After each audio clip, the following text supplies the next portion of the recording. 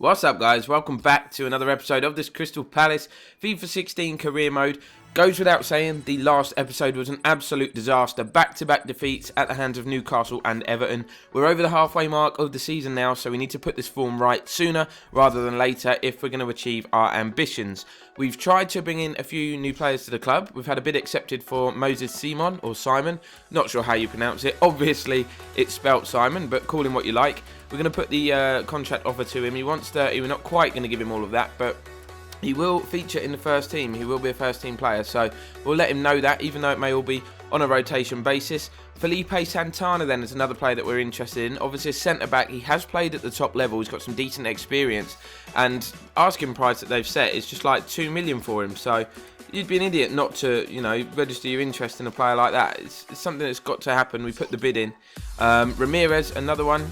We really feel he would bring something to the team. Obviously, he's got the experience at the top level, won Champions Leagues and things with Chelsea, and still regularly features in their first team. So definitely a decent player. Fellaini, another one, was a standout player when he was at Everton. Moved to Manchester United when David Moyes went there. Didn't quite have the influence that they were probably hoping, but he's still a very good player. Bids coming in for Butland, rejected, easy. Now, Kurt Zouma is a key defender. He's been good, he's been solid. He's been average, he's had some not so good games. Not always consistent, he's still very young. He's valued at 9, so we decide to ask for double his market value. Whether, if Fiorentina offer that, well and good. We're happy, to accept that kind of money for him. If they don't, who cares? It's a win-win situation. We'll keep Kurt Zouma. It doesn't matter, but you can see offers flooding in for Jack Butland. Our bid for Ramirez, on the other hand, was rejected. However, we did notice he had less than a year on his contract. So we can actually approach him without putting a transfer in, which is something, without putting a bid in rather. So hopefully get him for free at the end of the season, which is something we're going to do at the end of the episode. You saw us there, offer for Felipe Santana. He doesn't want a lot of wages, so we gave him a decent contract offer. We then got a youth scout report from Argentina, which brought back this guy, Rafael Lopez. He's just 15 and has the potential of somewhere between 72 and 94. Wasted little time in bringing him in on youth term basis. Obviously it stops him going to other clubs.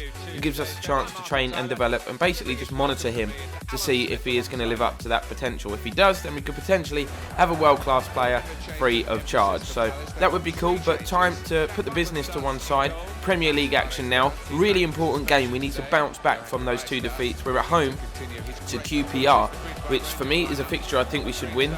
It's not the strongest side, it goes without saying. Charlie Austin's even on the bench, so it's not a strong QPR side. You look at it, they've got some decent players with Premier League experience, Leroy Fer, Traore, Stephen Coulter at the back as well. So they have got players that have been at this level before, but on paper it should be a non-contest and a routine victory for us. But the way we're playing, you never know, and QPR showed us their intent early. Every time they got the ball, they just decided to go very direct and just get a shot at goal as quickly as possible. You saw them have a shot a minute ago, and then Poulter manages to skip past the 3 or 4 men and then have an effort from distance which just hit the roof of the net over Butland's crossbar. So QPR having the better or more of the opening chances. We finally did get some control. Cabaye showing great footwork here into the area. Even though that's on his weaker left foot, I think he should have done better with that finish, and you can see how disappointed he looks with himself. But we continue to come forward. Balassi now coming in on the left. He loves to cut in. He gives it to Sinkraven. Shot looks destined for the top corner. It was actually a really, really good save from Robert Green. It looked as though it just went wide, but keeper got a hand to that. And then at the other end, we've got Butland, a keeper of our own, to thank as the cross came in. Was definitely going to the QPR player behind him. He would have had a simple tap in, heading that into an empty net, but Butland managed to punch it away. So half time, still 0-0, no breakthrough for either side yet. QPR come out of the blocks very, very quickly. You can see them playing some really neat one-touch stuff here, and then whack, Sherry or Cherry, whatever you want to pronounce it as, smashes them into the top corner. Or smashes them into the lead, smashing the ball into the top corner. And we were happy for them to have the ball like 35 yards from goal and just knock it about. But when they decided to do that one-touch stuff, they just completely penetrated us and got all the way through. And, they're 1-0 up. Things went from bad to worse very, very quickly. Shortly after, Poulter got completely through. It was a nice 1-2. That's all they had to do. Far too easy to break through our defence. And we've had a nightmare opening 10 minutes to this second half. And we find ourselves 2-0 down with a massive mountain to climb. Juan Maresca, the youngster, comes off to be replaced. There we go. Can't speak today. To be replaced by Joe Ledley. He's obviously got the experience. He's scored a few goals this year. Maresca hadn't had a bad game. and was quite unlucky to be replaced. But we're going to have the option to have the chance to get ourselves back into the game. Video skipping into the box. I thought for a minute Traore got the ball, but the slow motion replay confirms it was definitely a penalty. Captain Kabay steps up, strokes the ball into the top corner. I wanted him to get it quickly and go back down the other end so we could try and get ourselves back into this game. He wanted to celebrate. Fair enough, nothing I can do about that. It is annoying though when you run in to pick the ball up out the net and the players just don't do it. It's annoying. But QPR at the other end, we thought at this point they'd probably defend and just try and keep the lead that they've got, but they didn't. Leroy Fer here had the ball for a good couple of minutes on his own, just weaving his way through the defence. Had a good shot which Butland done well to tip wide. The corner caused us a few problems as well. Butland having to punch it not once but twice to get the ball away from danger. And with just 10 minutes to go and we're still behind, we decided to bring on Berahino and Wilfried Zaha, hoping that the fresh legs, the pace, everything like that could get us an equalising goal. We managed to work a chance here. Ledley finding Balassi down the left. Probably would have been better off smashing that one across goal and hoping for a touch on it. He decided to finesse it, but it went straight into the arms of Rob Green. We're in stoppage time now, and the only team that looked like scoring, to be honest, were QPR. And the game finished. It's 3 defeats in a row, by far our worst spell of this series. And you know, not only are we fighting for a European place now, I feel like I'm fighting for my job. 3 defeats in a row is just unacceptable. We know we offered, or we were requested extra funds, and the board gave us that on the condition that we would qualify for Europe, and we are frantically slipping away from those European places. But 4, 5, 6 offers coming in now for our goalkeeper Jack Butland. It's not going to happen even if they offered us a lot of money. You know, selling your keeper in the transfer window is not ideal, and you haven't got long. And it's a key position, so you have to get a replacement in very, very quickly. Southampton coming in as well. You saw us sign Felipe Santana. He's going to be the newest addition to the squad. Plenty of experience. He's decent. He's tall. It's a good job we signed him as well, because as you see here, Kurt Zouma agreed to join Fiorentina for that £18 million fee. 13.5 of that is coming into our transfer budget, so we have got a bit of money to spend. I don't want to waste it, but it's a case of one out, one in terms of centre-backs. And Santana going straight into this game for his debut. Obviously wasn't expecting Fiorentina to match that offer, but they did. And now we face Brighton in the first leg of the Capital One Cup semi-final. Usually you see these cup competitions as a bit of a hindrance, a bit of a distraction from your league form.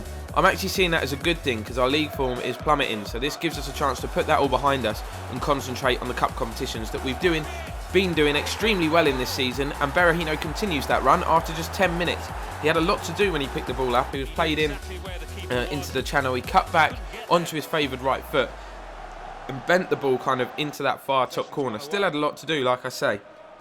Brighton are a very decent side. They're having a good season in real life. You can see they worked the opening really well there, but Bulldog smashed the ball over the bar. It wasn't the most entertaining first half, but I have to say, with the one chance we've had, we've been very efficient. We're going to have one more chance just before half-time. It's Berahino again after some good work from Wilfried Zaha.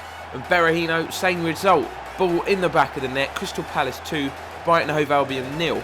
And we've really got a good grip on this game now. Really a crucial time in the tie as well, just before the interval.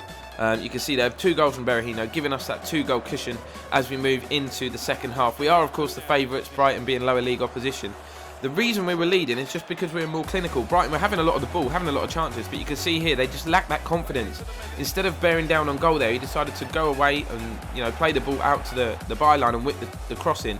He was 2 on goal, it was 2 on 1. They had the opportunity there to be clinical, but they just did not take the chances and the opportunities that come their way. We continue to try and add to our lead. Pap Soiree, not known for his long shot ability, I'm not going to lie, forcing a decent save from the keeper who turned it over the crossbar. And then Yannick Balassi had the chance to stretch his legs, which he loves to do. This time there was absolutely no doubt about this decision to award a penalty. He touches the ball away from the defender. Challenge comes in, nowhere near the ball. And Berahino, of course, is going to be the man to take it on a hat-trick, which he completes. Crystal Palace 3, Brighton Hove Albion 0. Just under 15 minutes to go in this cup tie. Berahino completing a hat-trick, giving it the Balotelli celebration.